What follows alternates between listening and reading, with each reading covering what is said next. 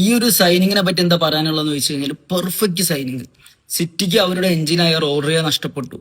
Real Madrid ഏറ്റവും experience ഉള്ള എഞ്ചിനാണ് സ്വന്തമാക്കിയത്. സിറ്റി എക്സ്പീരിയൻസിന് പുറകെയല്ല പോയത്. മാർക്കറ്റിൽ അവൈലബിൾ ആയ പുതിയ എഞ്ചിനിലെ ഏറ്റവും വമ്പനായിട്ടുള്ള അയ്യു ബുവാദിയെ തന്നെ സ്വന്തമാക്കി.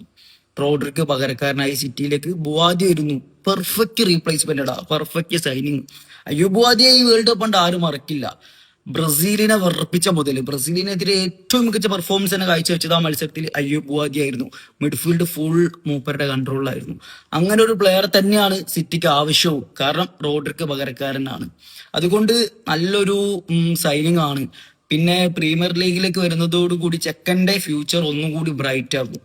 നല്ല നല്ല പെർഫോമൻസ് കാഴ്ചവെക്കാൻ പറ്റി കഴിഞ്ഞാൽ ചെക്കൻ്റെ വാല്യൂ നല്ല രീതിയിൽ കൂടും. എന്തായാലും സിറ്റി നഷ്ടപ്പെട്ടതോർത്ത് സങ്കടപ്പെടാൻ ഉദ്ദേശിച്ചിട്ടില്ല.